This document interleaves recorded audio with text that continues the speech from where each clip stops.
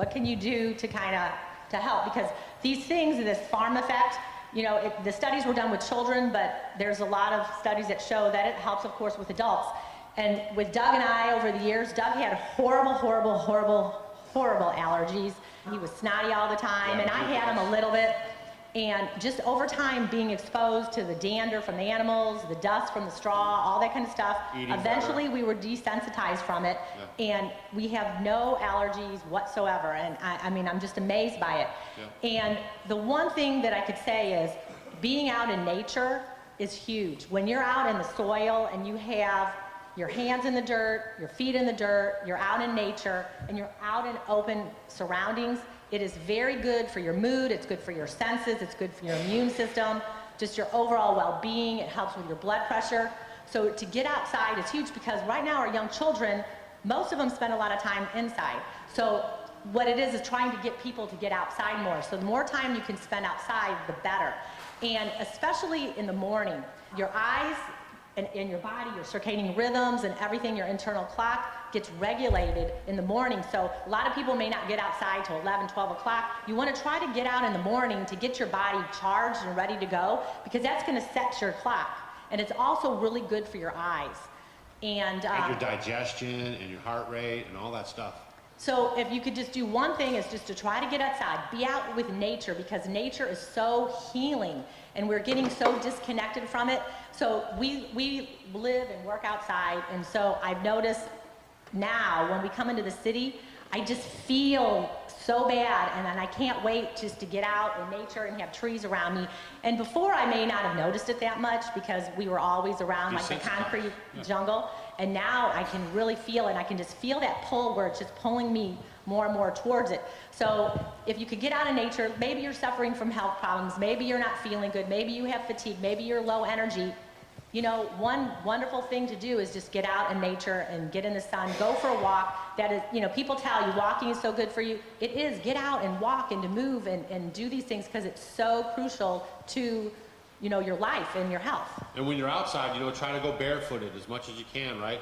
So like concrete, dirt, grass, You're sand. moving on. That's called, what's that called? That has a special name. I'm grounded. We're grounded. What happens now is, though, like people used to use natural fibers on their feet, like leather and stuff like that, or just barefooted, but now we're using like, rubber and stuff, which breaks that connectivity between the earth and yourself, where you're getting like no charge like you're supposed to. Like we're meant to be like connected, like a one force kind of a thing. I'm not going to get too crazy with that, but you know what I'm saying, right? It's definitely, we are designed to be, like this one big ecosystem. Yeah, it's sort of like the earth is like a gigantic battery, and there's a subtle charge from the ground. So when you're barefooted, you're connected to the earth. I mean, hundreds, thousands of years, people slept on the earth, they were barefoot, they did that, and if you would wear something about on your feet, it would be leather, it would be plant-based, so you're still connected. And then when you put rubber underneath you, it pulls you away from that, so you're not connected, because it's very healing to be connected to the earth like that.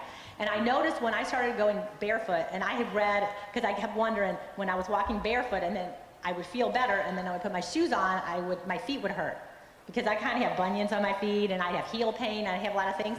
And then all of a sudden that pain would go away when I started going barefoot. And then I did some research, and it was telling me that it's very good for healing inflammation and pain. So I'm like, yeah, this is pretty cool. And this is something that is cheap. It doesn't cost anything, right, guys? I mean, how easy is it for you to take your shoes off and walk around? And then you want to walk, especially like in dirt and grass. Concrete is even one that's very healing. Just the soils, anywhere. Sand is great. And then when you add water, like dew from the grass or like the ocean and the sand, you're getting like a double whammy from it, because you're getting that supercharge, and then it goes through your body, and it's just very, very healing. So if you're sitting in the grass, lying down, those things are just crucial to your health. So getting outside in nature. And like if you're laying down in the grass, you want to try to use like a 100% organic cotton blanket, or don't roll out there with like a polyester setup, and because it's just kind of defeating the purpose. And also too, like if you guys are like, I know some might be, I don't know, like doubting the information.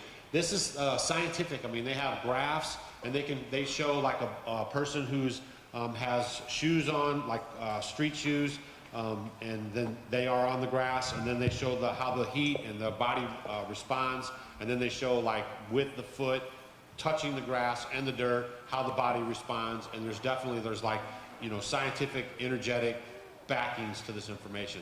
We didn't just make it up on the way here.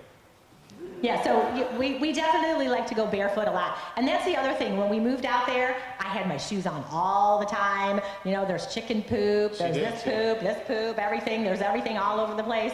And we would wear shoes all the time. Whoa. Rubber shoes all the time. You. No, you didn't. I didn't. I like to go barefooted. So. And then I started walking on the rocks, and you know, you're like, ooh. And then just over time, you know, you just developed a little more tolerance to it. So now I can pretty much walk We would anywhere. see our Amish neighbors, the little kids would be running around barefooted, and they'd be running on these hard rocks. I'm like, how in the heck did they do that? And they're like, that's the farm effect.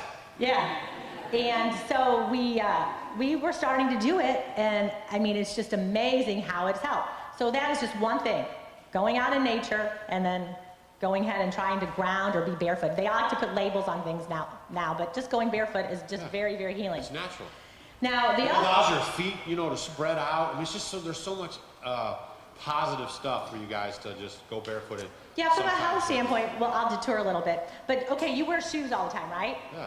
So it's sort of like having a glove or a cast on your foot all the time. So you look at people that have bunions and have feet problems and all that because your foot is in this closed position and it doesn't allow your toes to spread because your toes are meant to do this. Right. So that's what's caused a lot of physical problems with feet and deformities because the foot is always in this position. And when that problem starts in your foot, it works your way up your leg and into your spine and into your neck, and then you're like, you know, I don't feel good, what's going on? And the doctor's like, I don't know, take this, you know.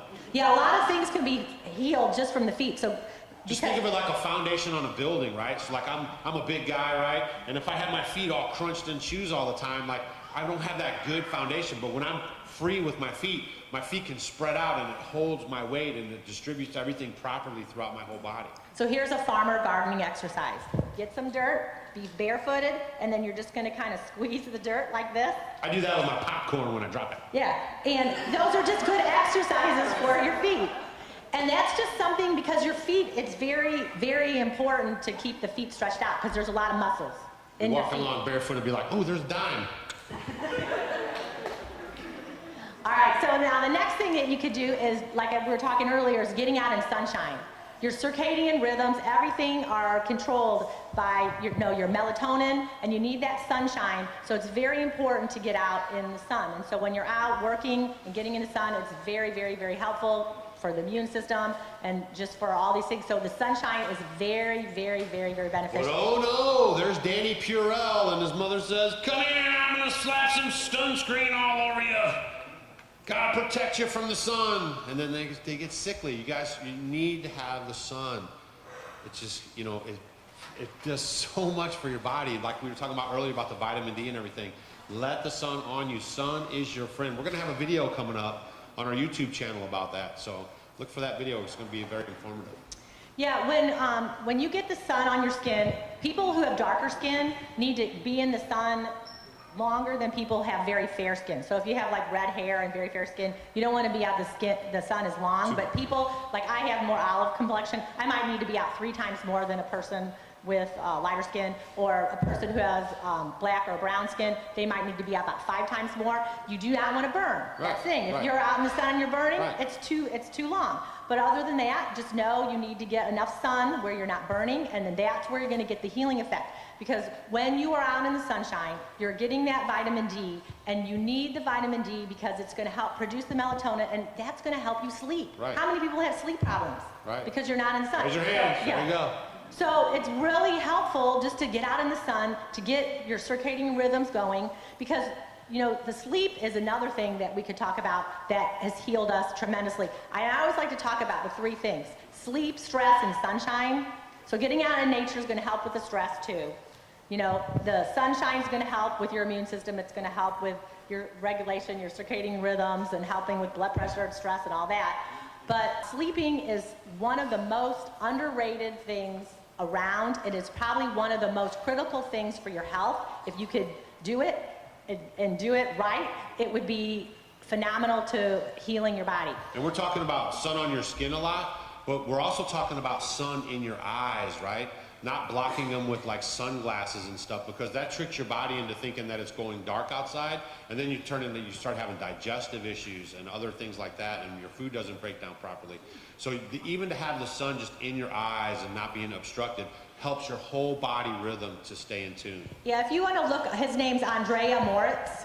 You can write that down if you want. You can look up some of his stuff. Andrea Moritz, he's done a lot of work, and there's a lot of stuff from him, and he's written a lot of books about sunlight and how crucial it is. And if you do wear a lot of sunglasses, it does trick your body, and you're not going to get the absorption of the vitamin D, and how it just helps to trigger the melatonin to help with sleep, because it does think like you're shutting down and the sun's going down. And asterisks, we're talking very general stuff, right? So like if you have like eye problems and you literally have to wear, that's not the kind of stuff we're talking about. If you're a fairly healthy person, and you can get out in the sun and you can not wear sunglasses, but everybody has to do their own research and apply it to themselves.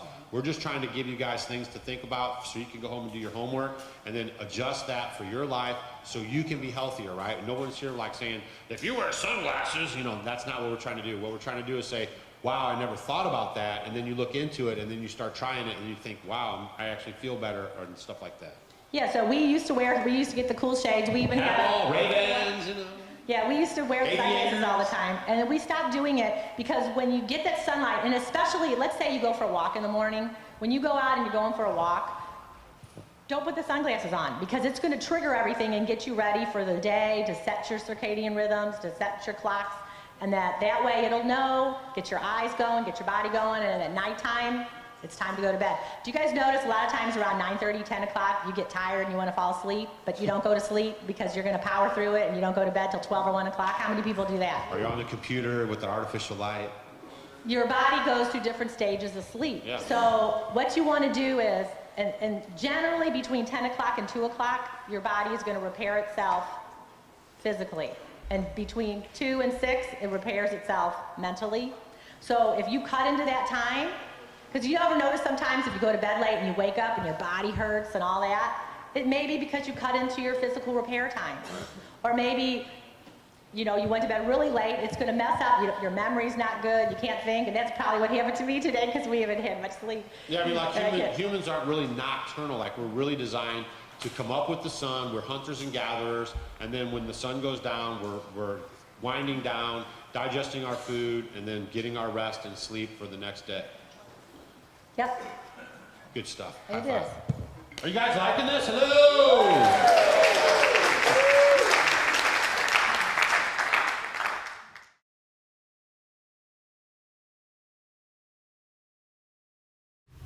Hi, I'm Harvey Hubble. You're watching Seedling.tv, nourishing mind, body, and planet. Subscribe now. It's good for you.